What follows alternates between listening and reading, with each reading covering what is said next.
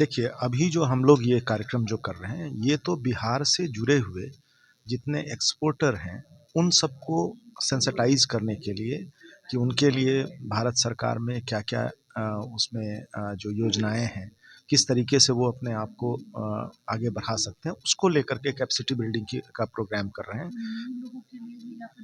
नहीं, ये जो पहले से हैं, उनके लिए भी है और नए लोग में भी ऐसे लोग जिनको कि एक्सपोर्ट इम्पोर्ट में जाना है, जिसको एक्सपोर्ट करना है, उनके लिए भी ये जो है इसमें आप जैसा देख रहे हैं कि इसमें आपको आईपीडा से जुड़े हुए लोग हैं,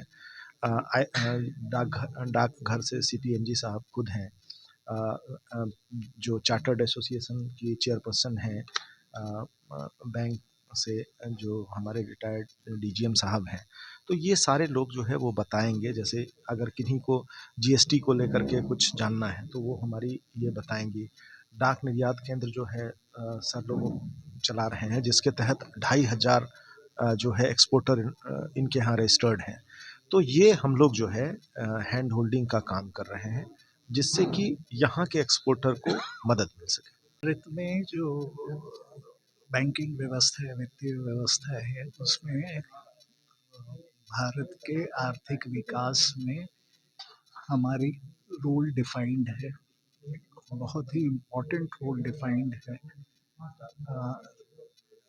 नए उद्यमियों को प्रमोट करना, वो हमारे फोकस एरिया में आता है। जी, भारतीय स्टेट बैंक और अन्य सभी राष्ट्रीयकृत बैंक और प्राइवेट बैंक्स भी जो है एक्सपोर्टर के लिए, एक्सपोर्ट उनके प्रायोरिटी एरिया में आता है। जो बैंकिंग इंडस्ट्री के लिए प्रायोरिटी एरिया डिफाइंड है भारत सरकार से और रिजर्व बैंक से, उसमें एक्सपोर्ट है। और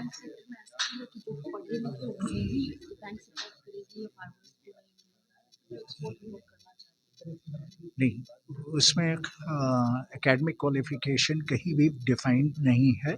कोई भी उद्यमी है, वो चाहे वो स्टार्टअप हो या पुराने वेल एस्टैब्लिश जो कॉरपोरेट्स हैं, जो भी एक्सपोर्ट के लाइन क्षेत्र में आना चाहते हैं, बैंक जो है उनको आगे बढ़ कर के मदद करने की कोशिश करता है। उनके पास प्रोडक्ट्स हैं, स्पेसिफिक प्रोडक्ट्स हैं हर तरह के लोगों के लिए, किसानों के लिए भी जो लीची और मखाना जैसा एक्सपोर्ट करना चाहते हैं, वो उनके लिए भी है। उसमें उनके पढ़ाई लिखाई शैक्षणिक योग्यता का कोई महत्व नहीं है। उनमें उत्साह होना चाहिए, एक विजन होना चाहिए, और बैंक जो है उनके विजन को, सपनों को पूरा करने का सहभागिता करता है। देखिए, हम लोग ने करीब लास्ट 1 साल से थोड़ा सा ऊपर में 13-14 महीने में 2500 एक्सपोर्टर्स बनाए हैं। जो सब छोटे-छोटे एक्सपोर्टर्स हैं, जो छोटे-छोटे उद्यमी हैं, छोटे-छोटे कलाकार हैं, जो लोकल स्तर पर काम करते हैं। इस कैपेसिटी बिल्डिंग से क्या होगा, they can expand their work, और जैसे एक्सपैंड करेंगे तो क्वालिटी में, क्वांटिटी में, दोनों में बढ़ोतरी भी होगी और एक बेटरमेंट भी होगा। और ये दोनों चीज़ जैसे ही होगा तो उनके एक्सपोर्ट करने की प्रोबेबिलिटी ज़्यादा बढ़ जाएगी, प्रॉफिट भी बढ़ाने की प्रोबेबिलिटी ज़्यादा बढ़ जाएगी। तो capacity building and training and quality management, ये 3 चीज़ तो इज़ ए कंटिन्यूअस प्रोसेस, और जितना ज़्यादा होगा उतना ज़्यादा फायदा होगा। तो इससे हमारे एक्सपोर्टर बेटर करेंगे। और जहाँ अभी तक हम लोग करीब 19,000 के आसपास कंसाइनमेंट भेजे हैं डाकघर के द्वारा, अगर ये अच्छा काम करेगा तो हो सकता है 25,000 30,000 भेज पाएंगे, तो ये फायदा करेगा। देखिए, मेरी एक सजेशन हमेशा रहती है लोगों से कि कहीं न कहीं आप कोशिश कीजिए कि जब आप ग्रो करना शुरू कर रहे हैं, एक प्रोफ़ेशनल को अपने साथ ज़रूर रखें। क्योंकि अगर आप सारे कंप्लायंसेस की तरफ जाने लगेंगे तो आप बिज़नेस कैसे करेंगे? जानकारी बिल्कुल, मैं ये नहीं कह रही कि आपको जानकारी नहीं होनी चाहिए, जानकारी आपको होनी चाहिए। लेकिन उन सारे कंप्लायंसेस को करने के लिए एक प्रोफ़ेशनल आपके साथ जुड़ा हुआ होना बहुत ज़रूरी है। क्योंकि कहीं न कहीं हम में ऊपरी जानकारी होती है। हम जो भी पढ़ाई कर रहे हैं या जो भी हम अपने ट्रेड से रिलेटेड बातचीत कर रहे हैं, वो हमें ऊपरी जानकारी होगी।